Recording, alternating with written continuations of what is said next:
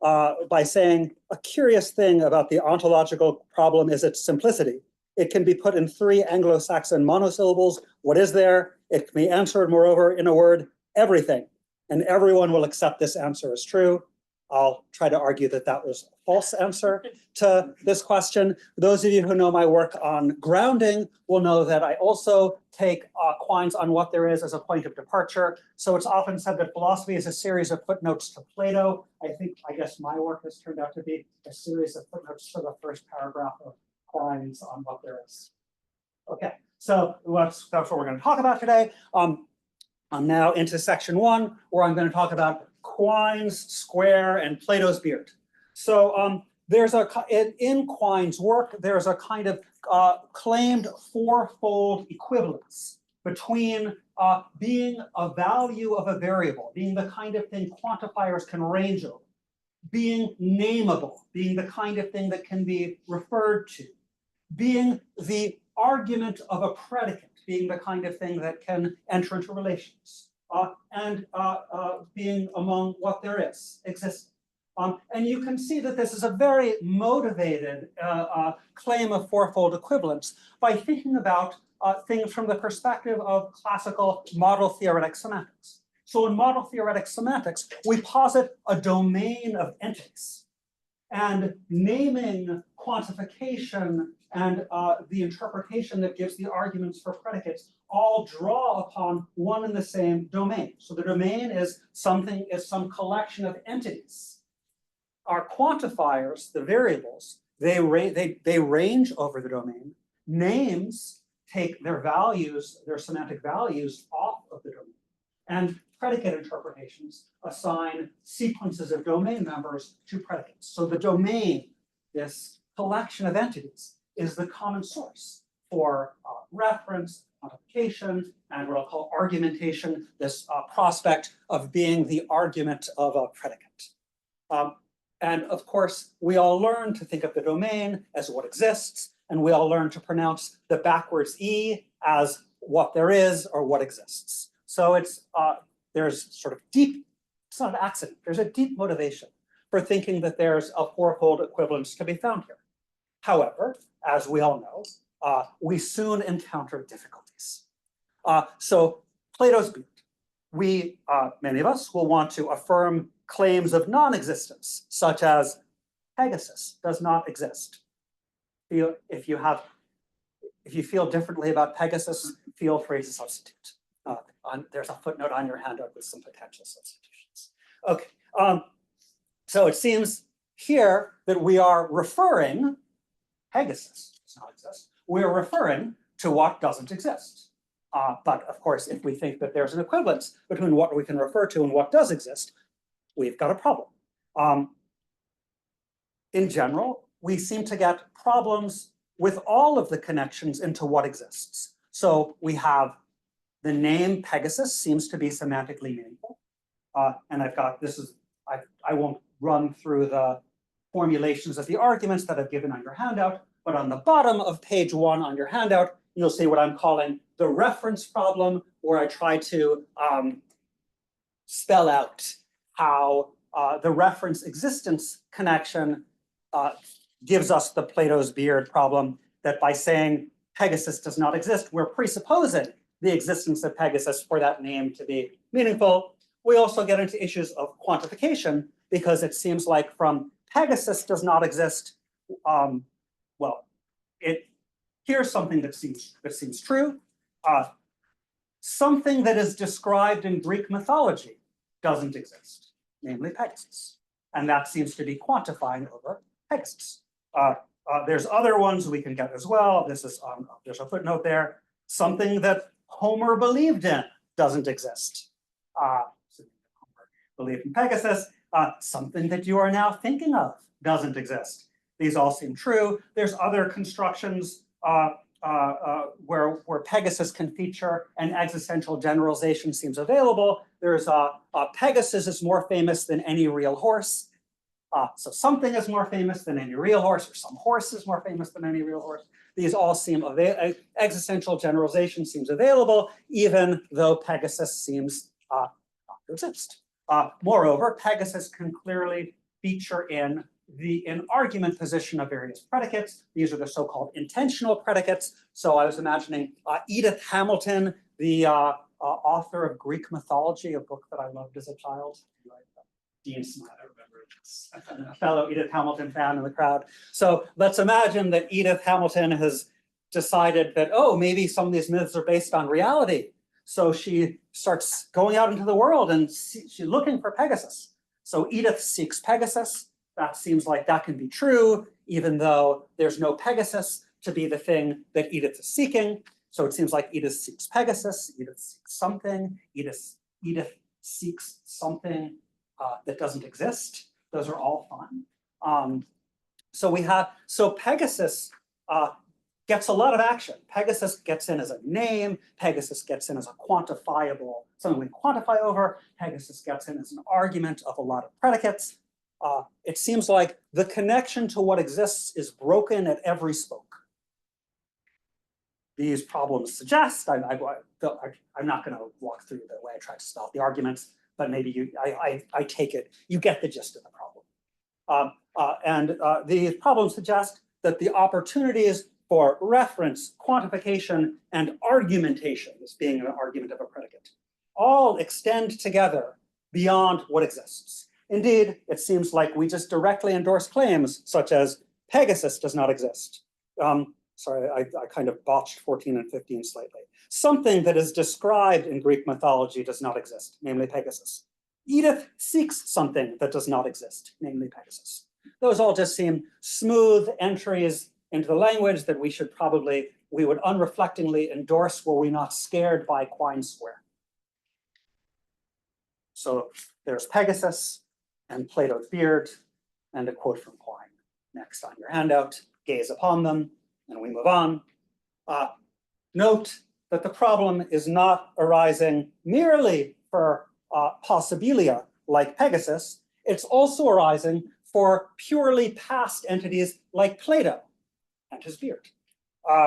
For Plato, no longer exists. I mean, Plato existed, but sadly, he's now gone from the world. Yet evidently, we can refer to him, quantify over him in phrases like some philosophers, and we can respect him and admire him. He can be, Plato can feature, the name can feature in the argument position of predicates. So Plato seems to have, just as with Pegasus, Plato, the name, seems to have the same opportunities for reference, quantification, and argumentation extending beyond what exists. And so I'm now at the bottom of page 2, where I try to spell out a pattern of plausible existence claims for mere possibilia, Pegasus as an example, purely past entities of which Plato will serve as my paradigm, and present plagues like Putin. So it's this, with exists, thumbs down for Pegasus, Pegasus exists, no. Thumbs down for Plato, Plato exists, no, not anymore. Unfortunately, a thumbs up for Putin, Putin exists, yeah. For the past tense ones, Pegasus existed, no. But Plato existed, yes. Sorry for the green font didn't produce well on the printout. But that's Plato existed, yes. And Putin existed, yes. And then all of them are getting a yes on the could exist. Pegasus could exist, Plato could exist, Putin could exist. So I just take it, this box is not supposed to be theoretical really at all. This is just supposed to be what I take the natural judgments that we'll all make about these existence claims, given the facts, at least as I understand them, about Pegasus, Plato, and Putin that I hope will not be in dispute here. Okay. Just before we depart from this, just note here that reference, quantification, and argumentation, the other 3 corners of Quine square, not counting the bottom right corner, the what exists corner, they all continue to stick together. Pegasus, Plato, and Putin are all available for reference, quantification, and argumentation. These opportunities seem to extend together in lockstep beyond what exists, into what existed, and into what could exist. Little footnote here of just a very tricky issue that I'm just going to be desperate to avoid here about entities if you think there are impossibilia, entities that in the deep that could not exist in any sense whatsoever, even in the broadest sense. So that's an issue. There's a lot that I'll have to say about that, and I'm not going to address that. I just want to flat like that's an issue. Okay. Now, okay, I'm on section 2, root existence. So here's what I hope you warmed you up enough so that you can see this coming, you can see what I'm trying to do here. So given that the opportunities for reference, quantification, and argumentation extend together beyond what exists, I want to explore a way of breaking what exists off of Quine's square. So we're going to keep the remaining triangle, reference, quantification, argumentation. Those I'm going to assume are still hanging together. They're all, by my light, still coming off of the one and the same domain that we get in our model theory. So they stick together, but we're going to try to allow reference to, quantification over, and predications involving what does not exist. Easy enough to say. The hard thing is going to make it coherent and plausible and detailed, and what follows is, what do they say, like outlines of a sketch of a rumor of a theory. So this is notes towards a theory that would break what exists off of Quine's square. Thanks, Oliver. Okay, so background first, I'm in section 2.1, where I talk about tense and mood in natural language, or why the little word is contains at least 3 words.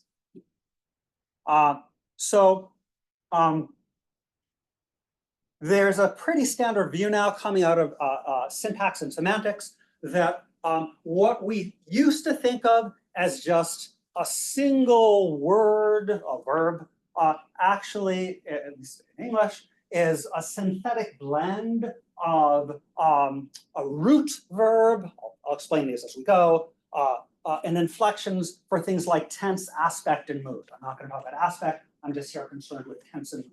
So I've got some quotes from Karen Zagona and from Rutgers' own Michael Glansberg on your handout that you can read if you want, but they basically say that we now think that there are obligatory tense and mood projections in logical form. And here's what I mean by that. Here's what that looks like. Take a sentence, take a simple sentence like 16. Anne sings. You might have thought, it would be, if we wanted to start off our theorizing, an excellent first pass guess as to the structure of that is what I have immediately below. It looks like we've got a sentence with 2 words, a verb and a noun. So it looks like we've got this thing, Anne sings. That looks like the structure. A really good place to begin. Or if we were going to write it out in predicate logic, we might just write S for sings and A for Anne. Excellent starting point as to what the structure of that sentence looks like. And what it seems our best empirical investigation to the structure of language reveals that 16's got a lot more structure. I mean, a lot more structure, but I'm just going to look at a couple of little points of additional structure that we now think are found obligatorily in all sentences of natural language. We think now that 16 has a more complex structure, which just focusing on tense and modality, there's a lot more, but more of that stuff. Looks like what I've got now. You've got a phrase. At the bottom of the tree, you've got something called a small clause where the root verb meets its arguments. So we have this thing that's this square root sign next to sing. I'll explain what that means. We have root sing meeting its one argument. Sing is a transitive, it meets Anne, the singer. And then outside of that, we've got inflection, we've got a tense phrase where that small clause, it first gets a mood. It might be, in this case, it is in indicative rather than subjunctive. And then over that, we assign a tense. This one's present tense. So let me spell that out a little more. Root sing is this uninflected root verb. It's what you'd get if you could strip away the tense and the mood inflections that are sitting on top of the verb. It has a bare verbal meaning, which is tense and mood-wise neutral, but must interact with tense and mood to form an assertable sentence. So sings that you hear, the thing that you heard in 16, and sings, on this view is a blended compound of at least 3 elements. It's root sing plus present tense plus indicative, or else I'll call it realis mood, where this indicative sometimes gets called realis, subjunctive sometimes gets called irrealis, where the basic idea is that something in indicative is a claim about what's factually the case in the world, whereas something that's put in subjunctive is more of a hypothetical claim that either some people think it rejects the actual truth of the claim. I think it's a bit better to think that it's just neutral on the actual truth of the claim. I'll work with the idea that it rejects the actual truth of the claim, but I actually like the hypothetical thing a bit better. It won't matter so much for what I'm doing. Okay. So we think of sings as this compound, and now I'm on page 4, as things go for 16 for sings, for and sings, so of course they will go for and exists and is.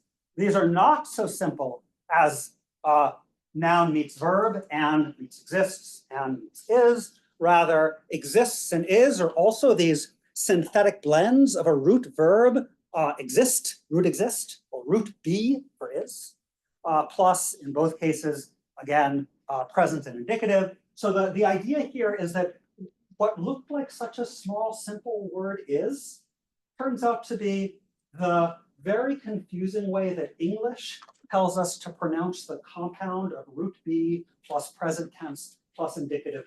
So English is really a confusing language to do this aspect of syntax in, because it's English in all European languages.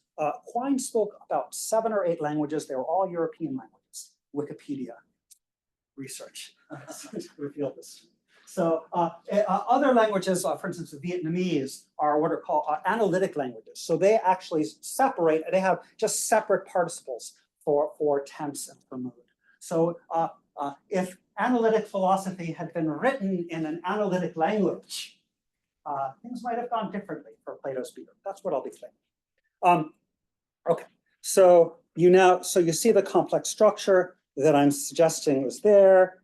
I think this is just obligatory in natural language. I won't go through this here. Some people ask, but I'll quickly say it. Well, what about like 2 + 3 = 5, or everything is self-identical? Surely those don't have real tense or mood, and the answer is they do, but I can talk about that if you want, or you can just see what I say on the handout. So I think this is just obligatory in every sentence of natural language. In this respect, now on the bottom of page 4, natural languages have a more complex structure than is found in standard predicate logic. Remember again, in standard predicate logic, when we had and sings, we just regiment that as big S, little a, with no invocation of tense or mood or aspect or anything else. But again, I'm just concerned with tense or mood. Standard predicate logic simply do not incorporate tense or mood. Thus, there can be no simple and direct natural language translation of predicate language expressions such as SA or EX, SX. Because anything that you put in natural language is obligatorily going to be inflected for tense or mood in a way that our predicate logic, our simple predicate logic expressions, at least of the kind of predicate logic that Quine liked, just lack that element. So I may be understood as saying that our Quinean tangles with Plato's Beard are arising from shuttling between the complex structures of natural language with obligatory tense and mood inflections and the simplified structure of standard predicate logic without tense or mood. Okay. So now I'm going to give you a proposed positive view that's going to take into account the tense and mood, and the claim is we're going to get solutions to all our problems. We'll see. So, claim we'll get a solution to Plato's Beard problems and all the problems of reference and quantification and argumentation for entities like Pegasus and Plato.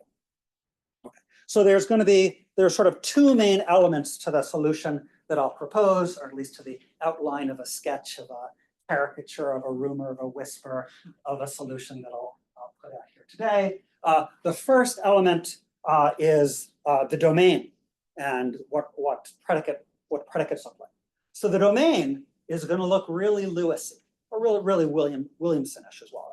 There's going to be one big outer domain that doesn't vary from world to world, like Kripke domains do, or from time to time, like Kaplan's domains do. There's one big constant outer domain, a la Lewis and Williamson, stuffed with Pegasus, Plato, Putin, and every entity ever found under any sun. That's the constant domain. So models are domain interpretation pairs. That's the domain. I just said what it is. Haven't given you the exact principles, like I haven't given you like abstraction principles, but I've given you at least just, I'm only trying to handle Pegasus and Plato here, and they're in. And so again, models are domain interpretation pairs. So now I'm going to tell you some, not everything, but the relevant details about what interpretations look like on this proposal. And basically what I'm going to do is add extra argument places for a world and a time. So this is like world time relativization. So you might have thought if you had the old view that and sings has the two elements, and sings, you might have thought that sings is just a function that says, give me a singer and I'll give you a truth value. But on this view, that's not enough. Root sing is a function, but it needs three things. It says, it wants a singer, but it also wants to know a world and a time. So you give it an, but you also need to know what world and what time we're in to know whether that happens to be a world and a time where Anne is singing, or it might be a world and a time where Anne is taking a nap. So sing is a function of from three arguments to a truth value, and as things go for sing, so they go for exist. That's also so it goes for exist. That's a function from an entity, world, and a time, triple inputs to a truth value. And then for loves, that's not a two-place thing that says give me a lover and a beloved. That says loves, the predicate, root love says give me four things: a lover, a beloved, a world, and a time. And I'll tell you whether that lover give you a truth value, depending on whether that lover loves, that is in the root love relation to that beloved at that world and that time. So they're added world, and basically there are added world and time arguments. Everything is going to be kept perfectly classical. I mean, I guess you don't have to do it that way. I mean, the logic and the model theory are going to be kept perfect. I mean, these denotations might be a bit surprising. They might have some more elements than you're expecting to find in your denotations, but the model theory and the logic can be kept perfectly classical, and in my hands, they'll be kept perfectly classical. You could move me off of that, but I'd like to at least start as classical as possible.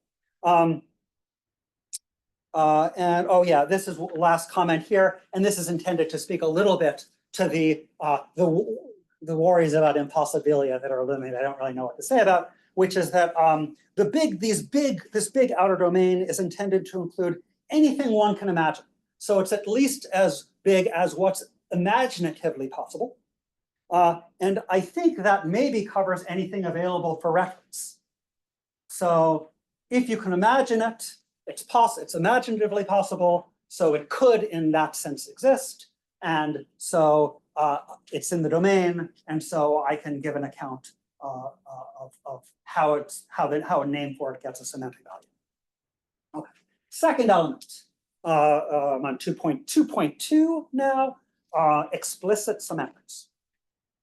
I'll say something that's actually pretty radical, and then I'll walk it back. So here's how I like to do things. This is the more radical way.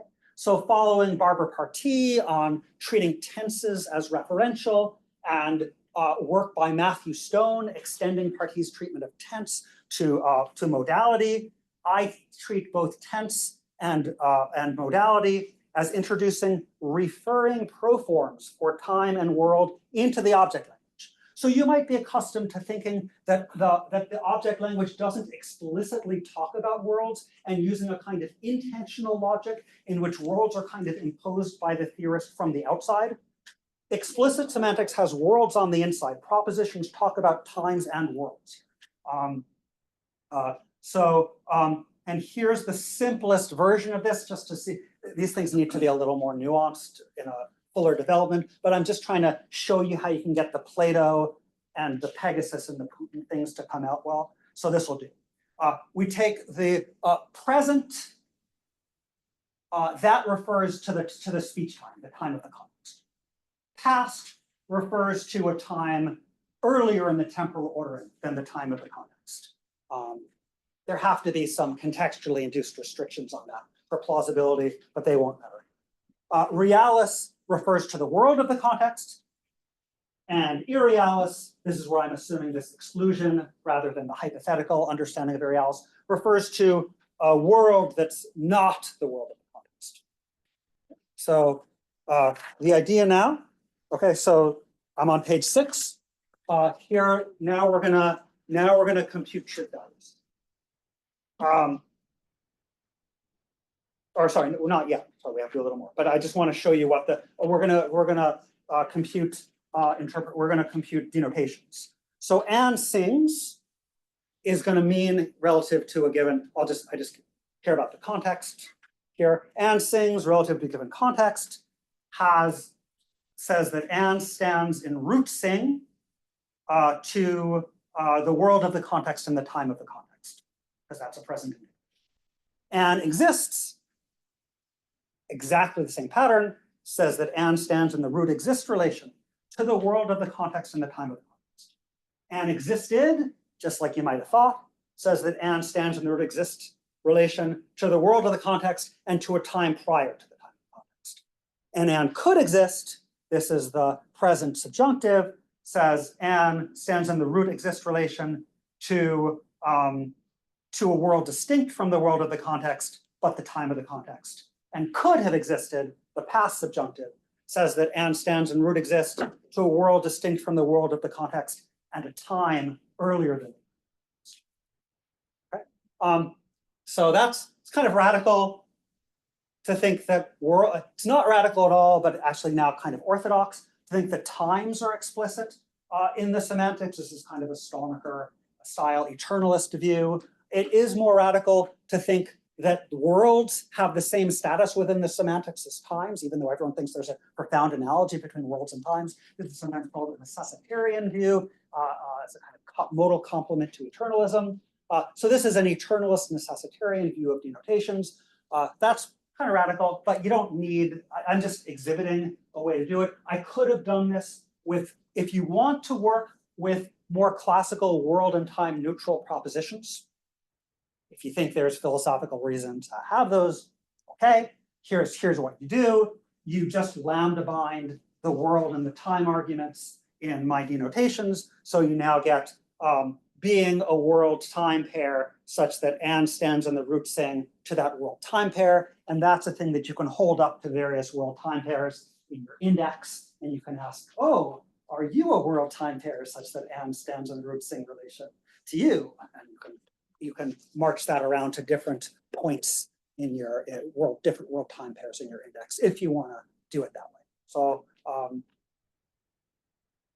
you can be more. You don't have to be a crazy eternalist necessitarian like I and very few other people are to go for this treatment. But I'll stick with the eternalist necessitarian way because that's my way. Okay, so now we're almost ready to compute some truth values. The last thing I need for exists claims. Last thing I need is just to tell you some things about the interpretation of root exists. And it's going to be all just what you'd expect given the way the system's been set up. no surprises are going to come in here.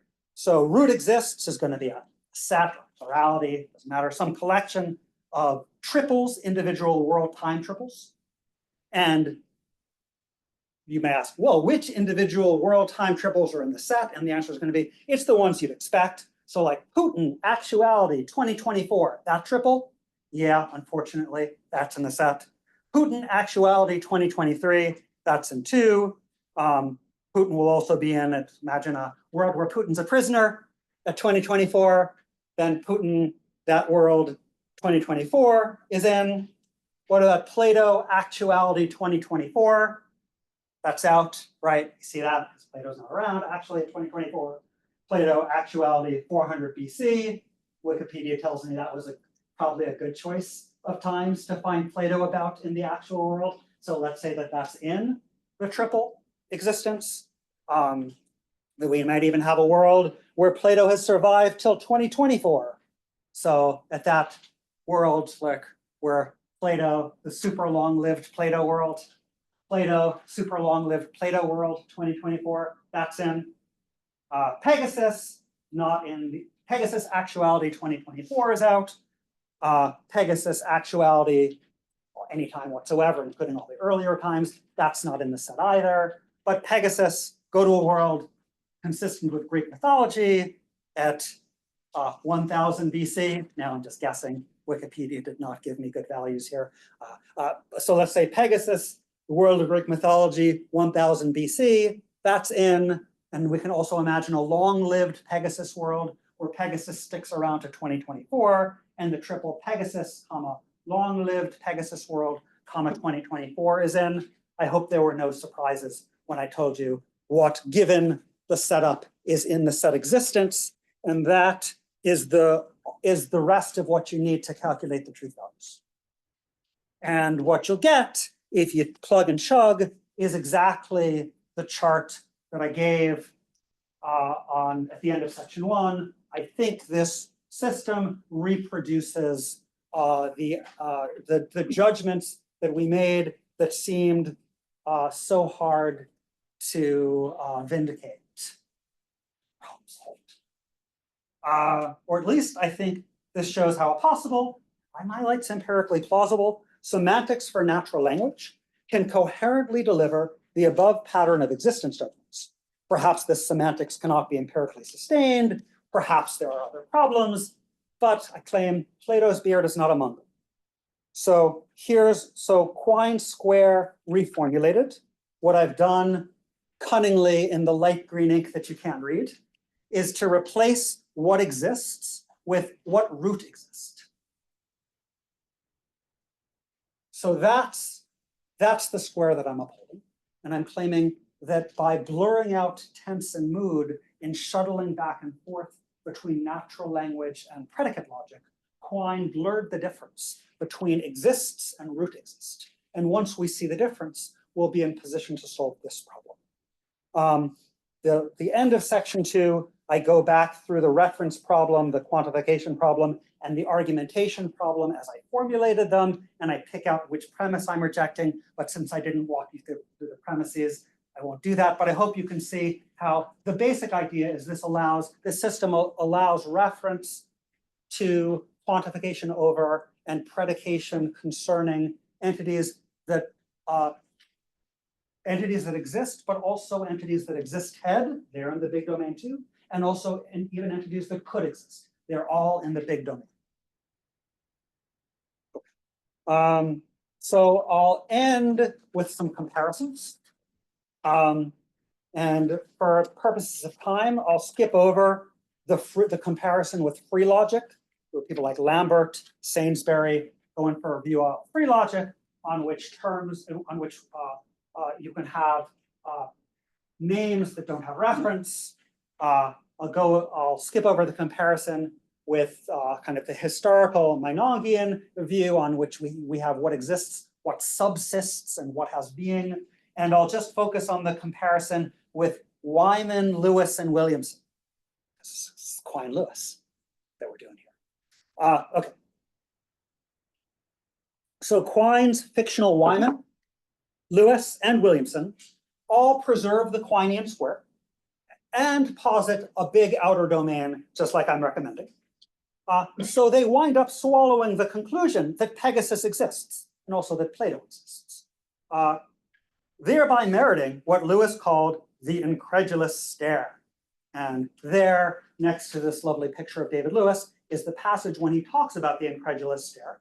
And I just want to read it because there's underlined portions that are relevant to me. Lewis says, modal realism does disagree to an extreme extent with firm common sense opinion about what there is. Notice the is.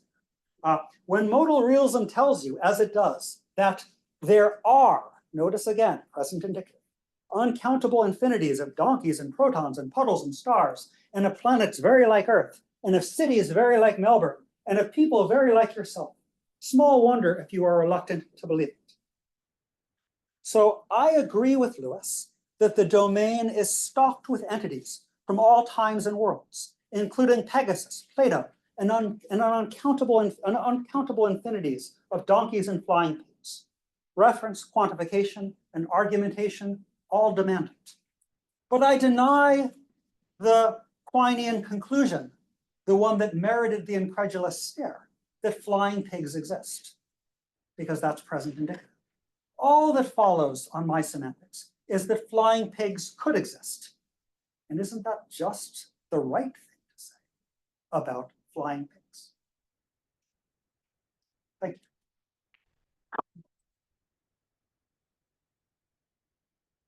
There's a picture of Pegasus. That's my comment. Shall I feel questions? Yeah, please. Okay. I'm really sorry if I've learned your name in the last half hour or anything before and I've already forgotten it.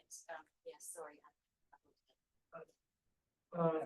Yeah, I mean, I want to ask, so your motivation is partly to, we can refer to these entities, Pegasus, and but I mean, actually, how does that work? So there's all these possible flying forces, all different, and surely there's no causal connection that ties us to one of those.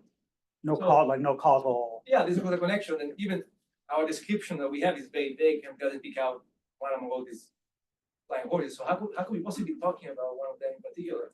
That's what you need for your purposes. So what I was just trying to say is how it's semantically possible to get a denotation for the term. But then the question of, well, how could our actual use of the term pick out this particular individual in the domain rather than that particular individual in the domain, even given some reference fixing constraints on like, oh, maybe like Pegasus just, is constrained to pick out some flying horse or other that was tamed by Bellerophon. That's about as much as I got. And so I'm happy to say that names, that there can be indeterminacy of reference for names. And presumably in cases where there's an actual referent, the causal ties that we have might help narrow down indeterminacy. So the indeterminacy might be more profound in the case of Pegasus. I'm okay with that. I mean, I guess there's a sort of question to be considered of how much determinacy of reference should we expect for names like Pegasus. If you could convince me that my system is predicting too much indeterminacy of reference, okay. But I don't yet see that. It seems like we are able to use the name. So seems that requires there to be reference. Maybe you need to be putting pressure on that. But I'm thinking that requires there to be reference. And then I'm just hoping that I'll replicate however much indeterminacy there might be. We have a question from Karen, except we do not have an operator. Oliver has fled the scene. Yeah, okay. Made like Pegasus and thrown away. Karen, can you Yeah, I can hear you. I don't think you need to operate anything. Yeah, we got you. Oh, you can see you now as well.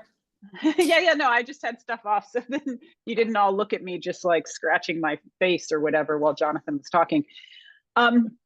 So I was hoping not to be next so that I would have a chance to gather my thoughts more, but basically I'm going to ask you about the part on, by the way, super cool. This is super interesting.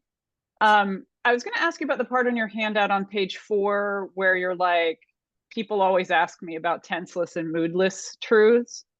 Awesome. Yeah, so mostly I just want to hear more about this. Let me just say why, because your argument is pretty cool, right? Where you say, well, look, imagine this wild Heraclitan who was asking whether 2 + 2 was 5. Yes, 2 + 2 was 4 yesterday, and so forth. So like, you're basically saying, look, I can turn it into a question about possibility or a question about the past, et cetera, right? By inserting the standard English ways of marking those things. And you're inferring from that that the initial sentence is in fact in the indicative mood and the present tense, as opposed to some sort of bear. Let's just call it the bear is, which there is no bear is what you're saying, right? Okay, yeah. Yeah. So I guess I'm just wondering if you can flesh out that inference a little more, first of all. And then second of all, I'm wondering about, because we can use the indicative tense to express, for example, relations among things that everybody would agree are merely possible. Like Pegasus is bigger than a basilisk. I think that's true. If I'm wrong, change the example. But that's one of those ones where in using the noise we're actually stating something in the indicative mood, present tense, and so forth on your view. And I guess I'm just wondering if that's really right, particularly in a context where it's a background assumption that Pegasus and basilisks are merely possible. Awesome. Or here, take I think this is from Terence Parsons. Sherlock Holmes is more famous than any real detective. Yeah. So these are sort of the sentences that cross fictional and real boundaries. Good. So let me start with 2 + 3 = 5 and the claim that has real live. I'll just talk about tense. That has real live tense kicking in it and equals. And then I'll talk about Pegasus and the basilisk, or Sherlock Holmes and the real detectives, or other sentences where we can have non-actual entities figuring in indicative constructions, because there's a bunch of them. Or how about just Pegasus refers to Pegasus. That's refers is just present indicative. There's a lot of you can slip non-actual entities into a lot of present indicative constructions. So with 2 + 3 = 5, the argument was, if you thought that was some kind of like bare assertion and didn't have any real tense, then it ought to be the case. Then the argument against that was, if someone says 2 + 3 = 5, it's open to someone to ask, and this is where the wild Heraclitean came into the conversation. It's open to say, oh, you just said that 2 + 3 = 5. Okay, but was it the case that 2 + 3 = 5 yesterday? Might have just changed. Will it still be the case that 2 + 3 = 5 tomorrow? That might change tomorrow. That's a crazy view. I think we know, based on our worldly knowledge, that the mathematical facts don't change over time. So I think that's why we regard it as crazy. But the point that it's semantically coherent for the wild Heraclitean to acknowledge that 2 + 3 = 5 and yet query whether that remained true in the past and will remain true in the future shows that claim literally, semantically, only makes a claim about the present. The thing that I want to say, Karen, is that our terms for talking about logical and mathematical facts, like 2 + 3 = 5 or everything's self-identical, those terms aren't recruited from a special standalone module in the language. We use the very one and the same language with a common structure to talk about Anne's singing and Anne's existence and 2 + 3's equaling 5. And so I think it would be, by my lights, sort of shockingly disuniform to think that the right interpretation of our language for talking about logic and mathematics suddenly dropped the real tense and the real mood that claiming is kind of an orthodox view now, is needed for understanding our talking about and singing. So can I move on to the basilisk and Pegasus? So yeah, so what you're absolutely right that there's a bunch of indicative constructions that we can present. I'll focus on mood now. There's a bunch of indicative constructions that we can stick Pegasus into. And I don't have a systematic account of which constructions we can slip Pegasus into in the indicative.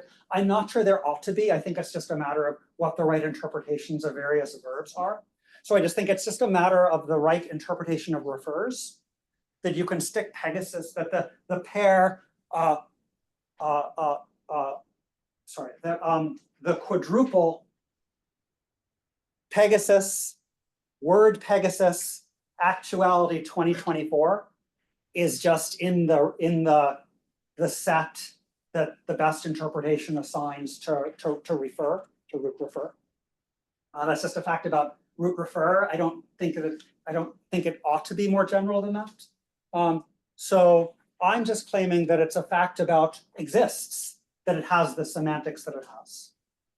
So root exist has this particular semantics according to the proposal that I'm putting forward.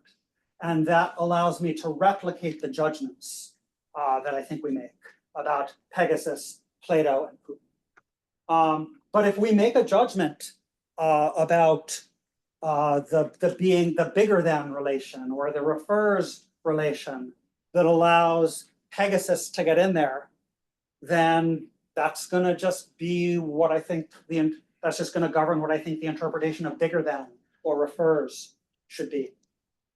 So it's important to see there's a really important factor, which is that this proposal isn't saying Pegasus can never feature in any present indicative construction. It's just it's this. I'm giving a semantics for exist. Yeah, great. Thank you. I'll have to chew. There's a lot of stuff there I'll have to chew on, but just one quick follow-up. So I take it these, well, actually, yes or no, these claims about the semantics of is and exists and so forth, are they or are they not gonna come into conflict with certain substantive philosophical views, say, about the nature of time, right? Because you might have thought like a four-dimensionalist needs a tenseless is. So much the worse for the That's what I'm spelling out of what four-dimensionalism means. I mean, my ontology is a Lewisian paradise of eternal, of all the worlds and all the times. So I think I look like a four-dimensionalist in a lot of ways, but then the people who formulated these doctrines by my lights have not been hip to the need to care about mood or tense. So I think the existing debates over both time and world structure have been marred by an inattention to tense and mood. Okay, cool. I'll have to think about it. Thanks. I have loads of I'm going to take a couple of questions from the room and then I will get on to Ted after that. Isaac. Thanks, Robin. So yeah, really, really cool. I want to ask about, I think the triple root exists. And if you think the domain root exists, and just kind of in general. And the reason I want to ask about that is because I'm wondering if that will. I'm trying to get a grip on the extent to which giving us a metaphysical picture versus a semantic picture of sort of the way these pointing questions were traditionally raised. A semantic picture of, answering this.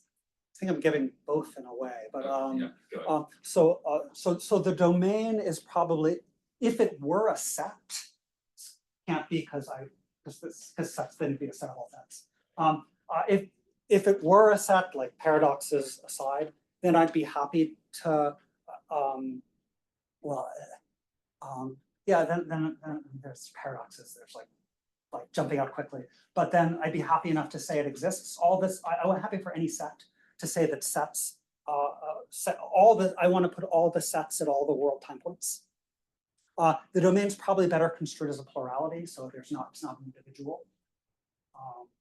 And then how to speak of pluralities with respect to their existence status.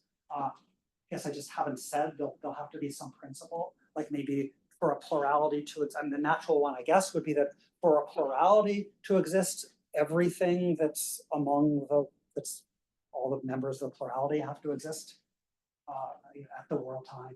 That's an issue. So. And the triples will also root exist on your. The triples are sets. Yeah. So they're at every world time point. There's just there's just some choice points as to which world time points to like dump things into or not. I'm gonna go Dean and then Ted, and then I've got Veronica and Ezra and right. Oh, and lots of.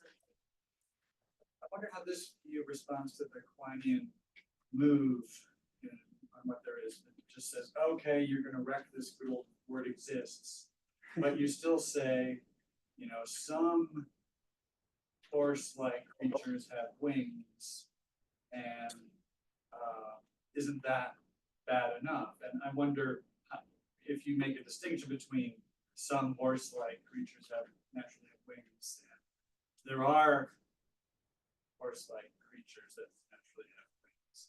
Is that a big difference for you? Yes, that's a big difference because there has real mood intents. Like there could be, there are. That's strong. That's inclined, worse. You know, then to try to do the Quinian move and say, okay, well, how about some?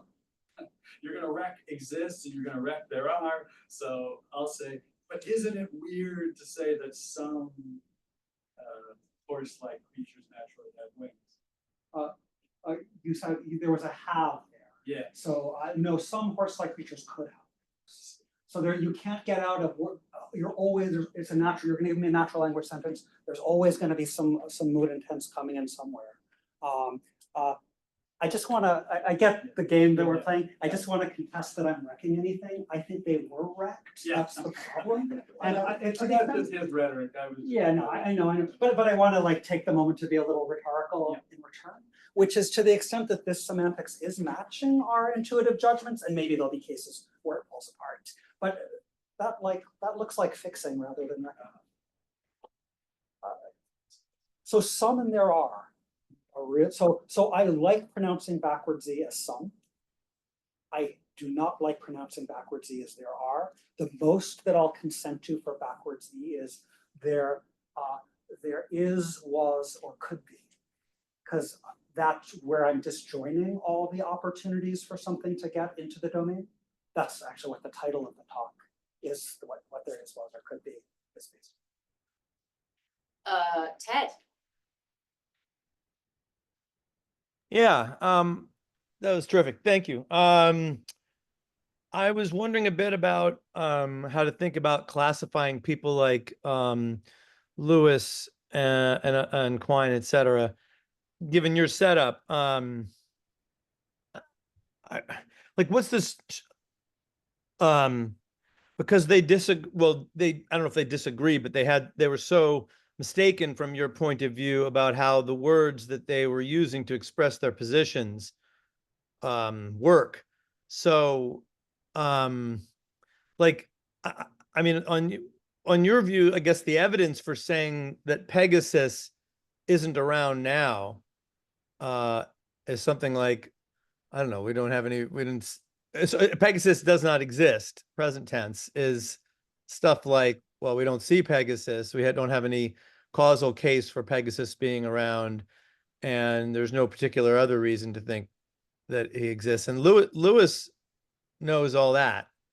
So I don't know, is there some case for, this is, I get maybe kind of a shallow point, but maybe the underlying thing is, are you thinking of there being, I don't know, a metaphysical difference between you and Lewis, or is the spirit of it that you think of there their view is they have the facts in clearly in front of them and they're just misdescribing them. Yeah, that's what I think. So I'm really like metaphysically speaking, I have the same domain as Lewis. He just thought that he was committed to saying things like flying pigs exist. And I'm saying, no, you can understand the semantics, maybe even in an empirically better way, but you can wire up the semantics to have the Lewis metaphysics and deny that flying pigs exist and say instead what I think is the intuitively right thing to say, that they could exist, but that they don't exist. I see. So really you probably disagree more with somebody like Pryor in that case. Yes. And I have a different ontology and a different semantics from someone like Pryor, whereas I have the Lewis ontology. So this is like a way to save Lewis from his Quinean heritage. Aaron, if that is a hand, I will stick you on my list, but if it's a finger, speak now. Sadly, Zoom does not do a hand finger distinction. It's a hand, just put me on the bottom of the list. In that case, Veronica. Great, thanks. So I think I had the same question as Dean, so maybe I'll ask a different related thing. But just on Dean's point, I was just going to report that to me, like something describing Greek mythology does not exist. That's like the same as saying, oh, there was something in Greek mythology that was a horse that doesn't, like those sound like completely the same. Oh, there is something in Greek mythology. So I was also feeling like there are these uses of there is that to my ear sound a little bit more like just purely quantification, but I don't know. That seems like an empirical question. But yeah, I was gonna sort of suppose I grant that point about English, then you seem to be thinking that your view doesn't disagree with common sense if there's no English sentence that we can say that your view says it's false, but common sense will recognize it's true. And I was thinking, well, depending on how you think of common sense, if it's like some kind of set of sentences that is in our head, but I kind of more tempted to think of common sense as a more dispositional thing. Like we have this kind of competence for generating judgments, and we can all kind of like learn Lewis's way of speaking and still think, whoa, this really flies in the face of common sense. And I kind of feel like it's the same for your view. Like I still feel like the purely quantificational claims, what being saying, can fly in the face of common sense because common sense is not sentences. It's a more like a kind of epistemic competence to generate judgments based on a certain model. But when you say to generate judgments, I guess I'm thinking generate the judgments that you think are commonsensical. And I'm going to try to put green, this hard to read green font with a check mark next to them. I mean, I guess the question is sort of, what judgments is this failing to replicate? Well, like there isn't Pegasus in the domain, for example. Like I think I don't think that deserves to be part of common sense. I don't think we have commonsensical intuitions about how our best model theoretic semantics should. I think that's what I'm denying. That like once I learn, I mean, I wouldn't put it in terms of domain, but if there's a quantifier that you're using, I can kind of learn your theory, learn your way of thinking, and then generate intuitions about how weird it is, or how well it fits with my picture of the world. Because yeah, my epistemic relation to the world isn't just a set of English sentences. It's like a lot more. It's like all sorts of representations that I'm able to generate, and an ability to learn new languages and to try to like extend my understanding of language. We might have to sort of a background methodological disagreement, or maybe, I mean, I guess I can accept that it'd be cool to be able to sort of produce theories that tracked your dispositions to assert what seemed right to you, even by the lights, like taking the theory on board. I guess that'd be good too. I guess I'm thinking, and you might or might not agree to this much, it would at least be good if we could give theories that matched our free-reflective, intuitive judgments about very simple subject matters, like theory, like never mind we don't know how to do semantics yet, but Pegasus doesn't exist. Like, yeah, that seems right. So like, let's at least see if we can match it out. So I think I'm making some Yeah, no, It's making some apparent progress by matching that. And if like later on down the road, you're still like, but I hate putting Pegasus in the domain at all, which you clearly do. Okay, maybe there's a better way to theorize about everything where you don't put Pegasus in the domain. And then I want to know, but do you think the name has semantic power? And if it seems like it does, I guess you could deny that, but if you think the name has meaning, then are you saying that the meanings of names aren't just drawn off entries, entries in the domain? How does naming work for you now? And like, I'm open to hearing how that goes, but I'm able to do this with like a completely classical view of the semantic machinery. That's kind of surprising. Yeah. Or better or worse. I've got you on my list, and you, Ezra. Great, thanks, John. I was wondering about how this story interacts with Quine's proposed methodology for doing ontology. So like the way I understand the methodology is something like, come up with our best theory of reality and then see what the quantifiers in that theory need to quantify over to make the theory true, or something like that, right? Yeah. And then, so I was thinking there's like two ways for you to go. One is keep that methodology and think of it as a good way of getting at the question of what exists. And then your point is we should detach what exists from what group exists, and we should use the latter thing to do semantics with.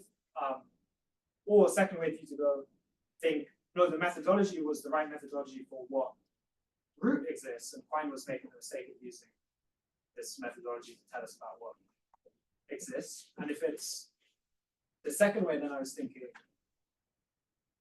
I think that's the thing I find counterintuitive, because like, why would, like we have our best theory of reality, whatever, like maybe it talks about particles, whoever, wait, yeah, however It doesn't care about Pegasus. Yeah, right. So I'm thinking it's weird to read off, to take that to read off what there is, was, or could be from that theory. Yes. So, okay, so Good.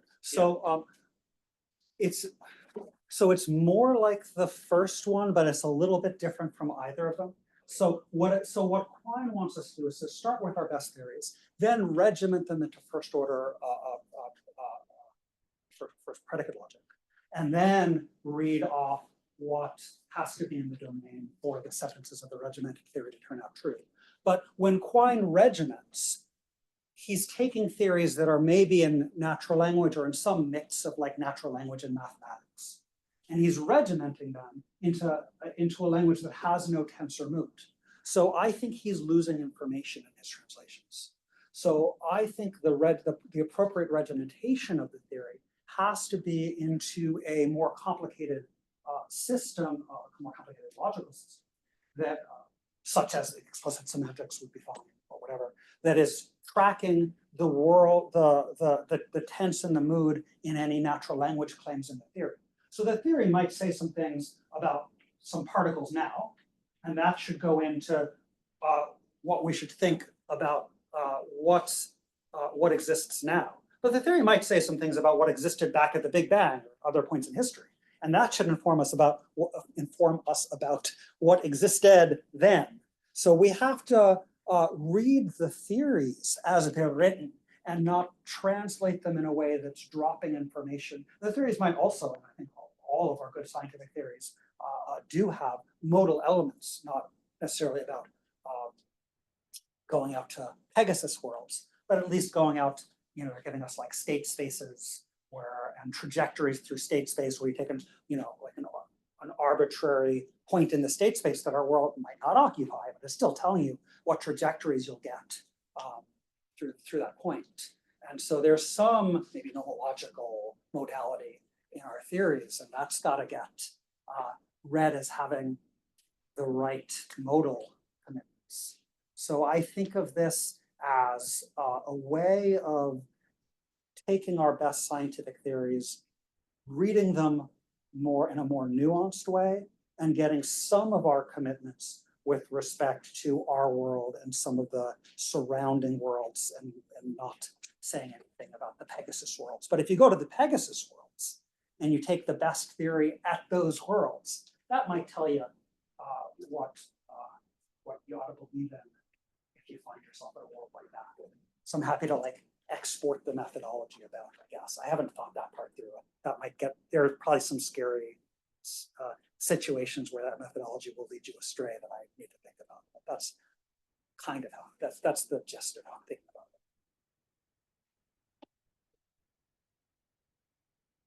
I'd be interested to see how your system does with questions about the future. Okay, And future the model.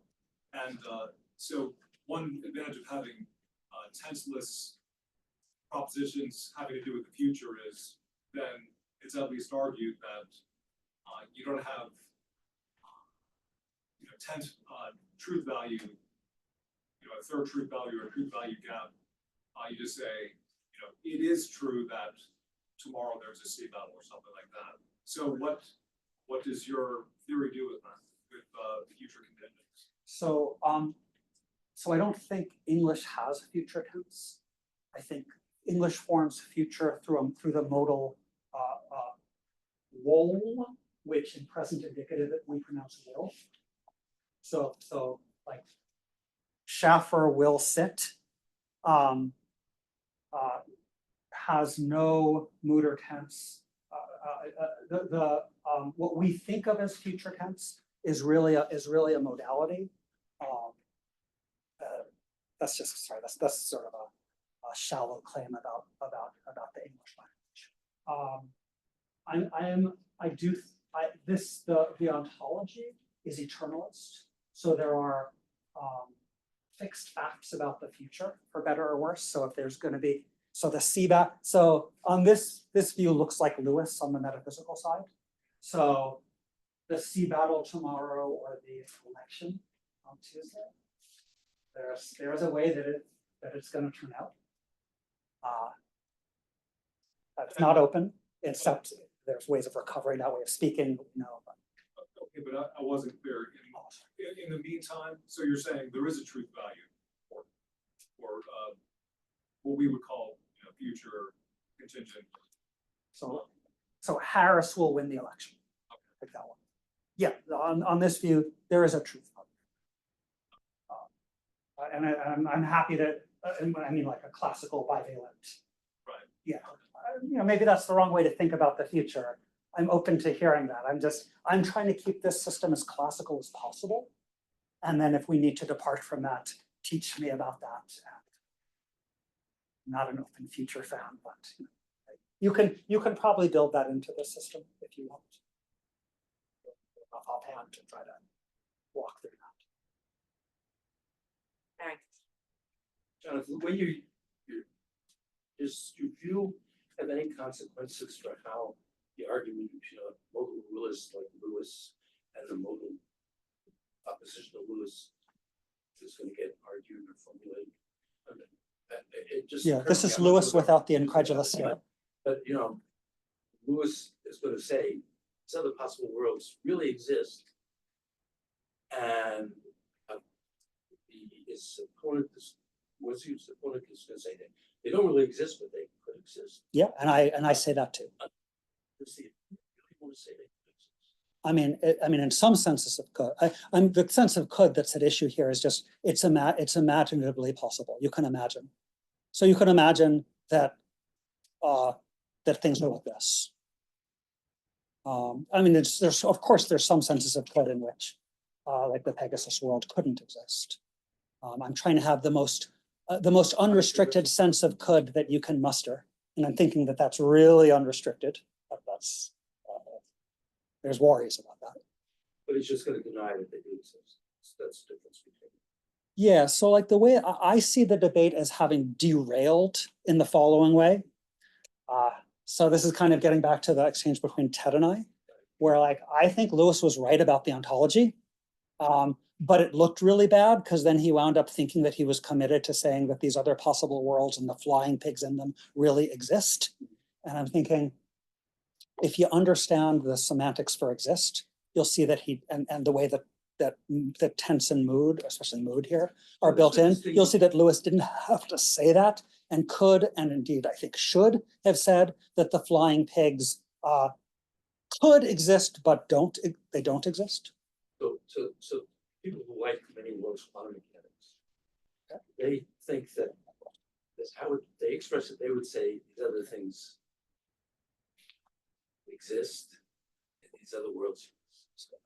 I would, maybe we're understanding many worlds differently. I'm thinking of the many worlds as all branches or branches is crude. It's all there. It's all actual. It's just different. Identify Lewis's worlds with the many worlds, which always seem to be a nutty. I don't like that. Yeah.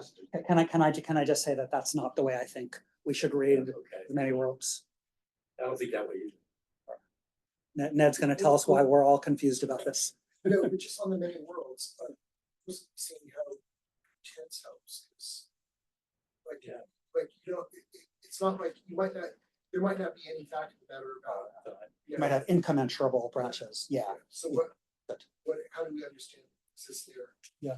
Good. So I'm very open to the, I mean, I don't think we need many worlds. I think we get this already from relativity, that the structure that our semantics thinks that the world has, including just like times, isn't really out there. And then we need to, and then there's a real question of how do we repair? So I think, I'll say something completely crazy. So you think this was crazy enough. I think virtually all simple sentences in natural language, even like Ned is sitting, I think are false. Because Ned is sitting says there exists a time t, crudely speaking. There exists a time t such that Ned sits at t, but there aren't times in any such sense. There are space-time there. He's sitting on a couchy surface, and it's like a couch. That's a couch. Okay, that's an exception. If you're sitting on a couchy surface, that do. So I think we need. I think we need to posit certain mechanisms of. We need to distinguish between what the speaker literally said and how the theoretician should repair what the speaker said. We need a distinction of two sorts of what is said. Would the idea be like the semantics accurately articulates the model the speakers are using and shows why those models are incorrect but accurate enough to be serviceable? Yeah, I mean, yes, the semantics is embodying a kind of Stone Age metaphysics, our natural presuppositions about the world, and physics, I learned, is full of surprises. And then, like, what do we do when we find out that our semantics is talking about times and the world doesn't quite offer absolute time structure? So never mind. Well, never mind Everettian branches. Like we were already like in deep. Just one quick follow up. So the three categories listed in the title, there's no reason in principle why those should be exhausted. Absolutely. So if you like future, categories too? Oh, geographical.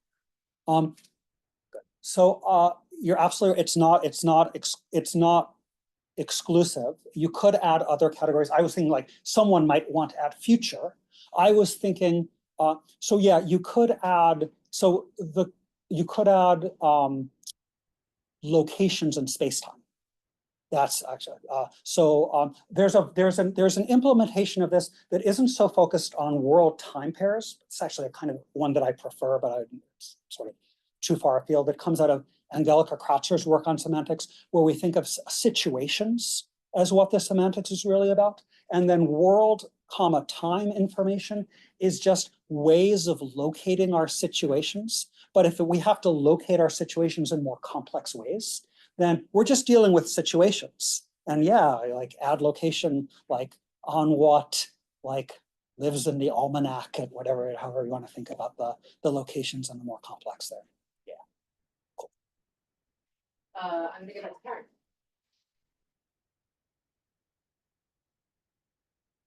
Aaron? Yes, I'm back. Hello. I was just wanting to, I mean, I guess this is kind of a follow-up on Ted's question where you were talking about how you and Lewis pretty much agree on the ontology and you just disagree on the semantics. I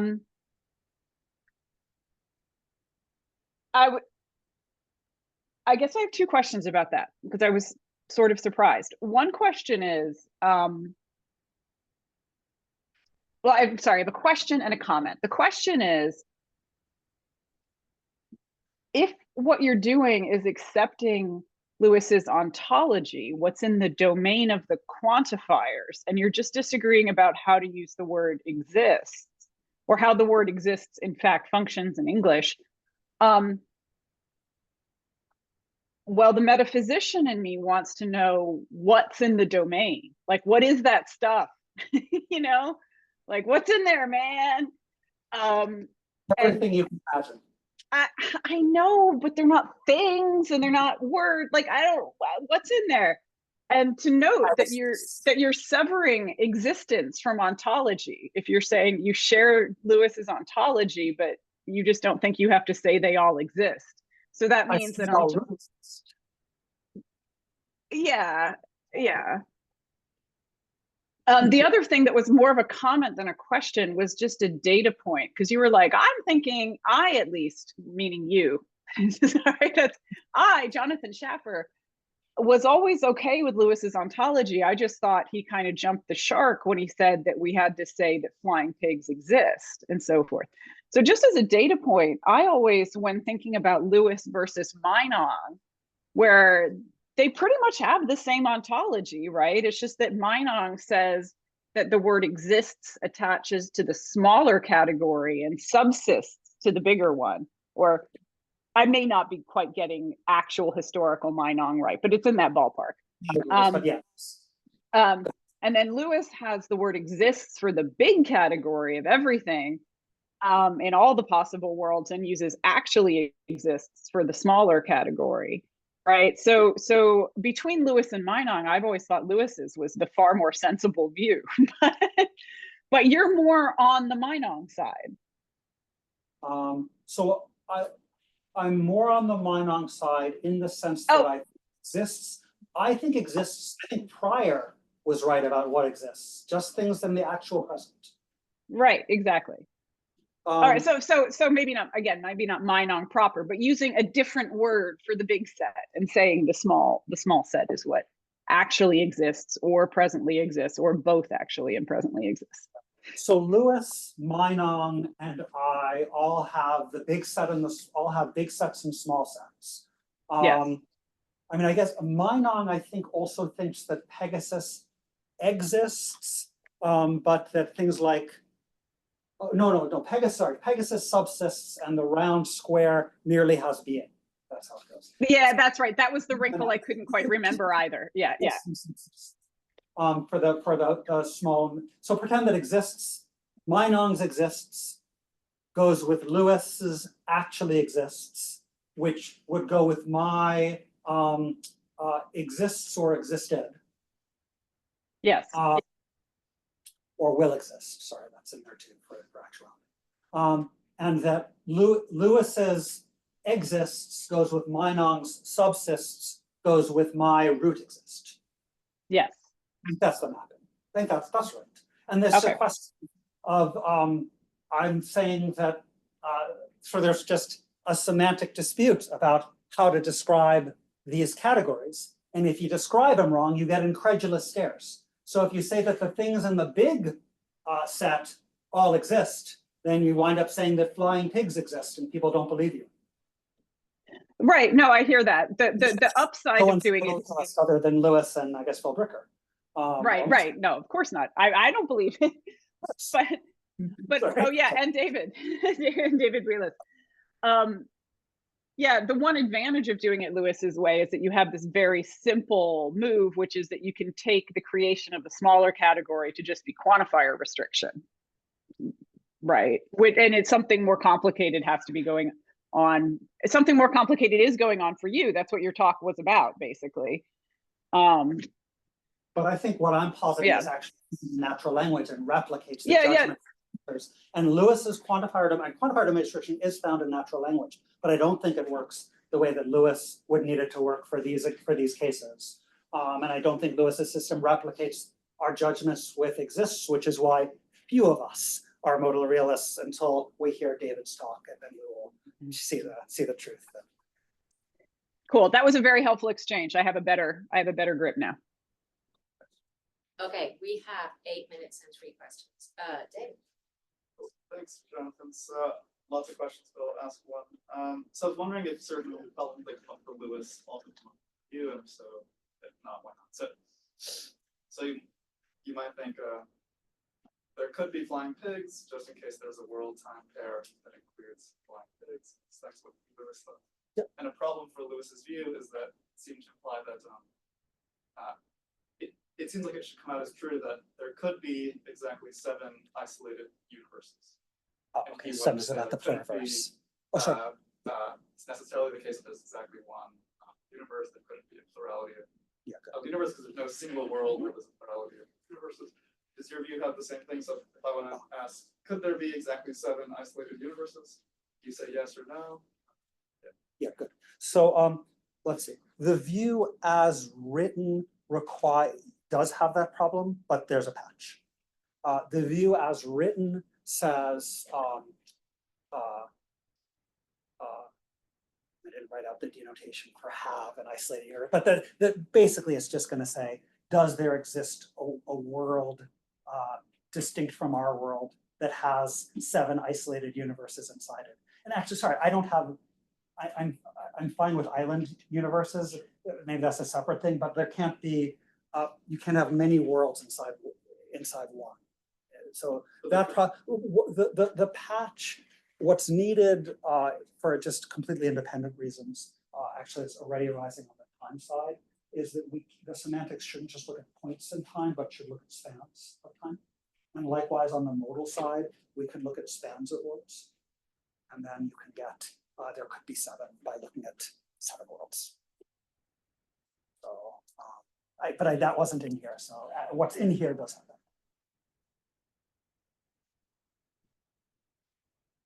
So if you look at your talk from a very abstract level, then you're changing both the starting point and the end point. And so the change starting point is that you take what you view as our best view of syntax. And syntax is much more complex than line. And you want to do more justice to the way in which language maybe actually works. And then you end up with a different endpoint, namely a theory that does more justice to the way in which we actually think about Pegasus and Plato. That's the hope. Yeah. So my question is, how are the two related? So you could argue that because you take a more realistic starting point, that you also end up more, not surprisingly, with a theory that does better justice to the way we actually think about Plato. And of course, you do a lot of work in between, so I'm not saying it's totally it's unsurprising that this works. But you could also argue the other way around, and that maybe we think about Pegasus and Plato and put it in this way precisely because our language works in this way, and it's kind of piggybacking on how our syntax works. So my question, how are the two?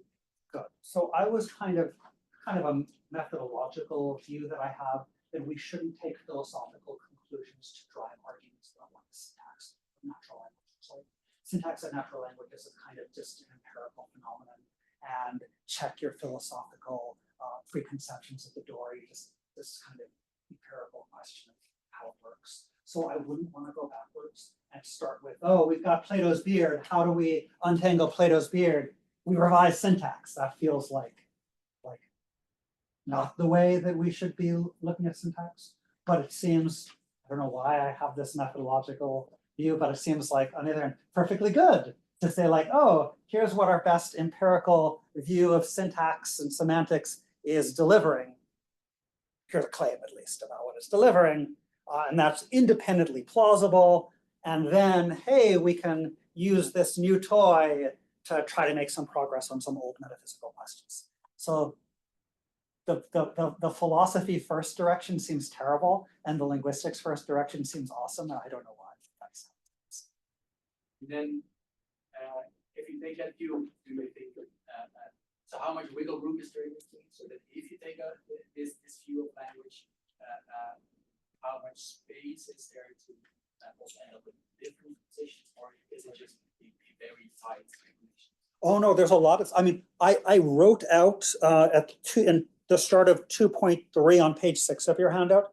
I just hand wrote some triples that go in the existence triple that I thought were sort of plausible things to write out given the structure of the semantics. But that wasn't, nothing before demanded that I wrote, I could have written it out so that I could have written Pegasus actuality 2024 is in the triple existence. All right. And then it would have come out that Pegasus exists, would have been verified. So the setup was combined with a particular claim about how to interpret what the best interpretation of exists is on the setup to get the results. Isaac, if it's quick. Yes, quick. It's sort of following up on what Karen was talking about. That was a helpful exchange.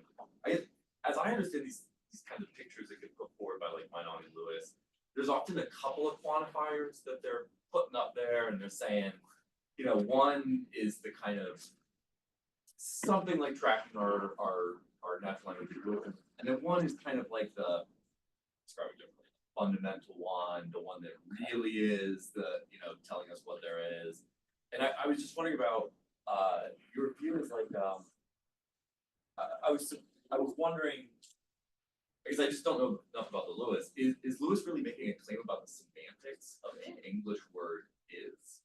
I'm understanding Lewis's quantifiers as they're kind of both theoretical. Like there's the amodal what exists. There's the kind of more modally thing that sort of what actually exists. But neither one is supposed to be giving us the semantics for English. So is that correct? And if so, does that mean like there's actually no disagreement necessarily between you and Lewis? It's just a kind of difference of projects. So Lewis very explicitly only allows one existential quantifier. He has this is nonism or allism. He has this exchange with the Meinongians who have multiple quantifiers, and he ponders how in his system he could even understand them, given that he only has one quantifier. So what should he map each of their quantifiers to? Because each of their quantifiers are supposed to be different. So Lewis has one quantifier. It's the one that ranges over the big domain, and then he allows, and this is a real linguistic phenomenon, he allows contextual domain restriction of his one big quantifier. But he assumes, and this is the Quinean heritage, that his big quantifier is correlated with what exists. So he thinks that anything that's in his domain and that he can quantify over, he's thereby committed to saying that it exists. In the English sense. Yeah, and that's why he says that the incredulous stare is all coming out of claims about what there is and what exists. That in, you know, quantifier is wide open. Lewis will say flying pigs exist. And I'm saying he didn't have to say that. And he was only driven to saying that by thinking that what exists correlates with what's in the domain. But if you understand exists as having this more complicated structure, you can pull apart, you can keep the domain associated with root exist, but separate that from what exists in the present. Okay, Barry, it's your conference. You have a No, hand no, where you it's not want a to stop. question, just a concluding remark. Oh, good. Okay, right. It's So a I'm Concluding gonna- final word. Jonathan, you're saying I'll sit down. that if Warren put on Jonathan's glasses, the incredulous stare would go away. Maybe a different incredulous stare would occur. Anyway, nice talk, Joe. Thanks very much.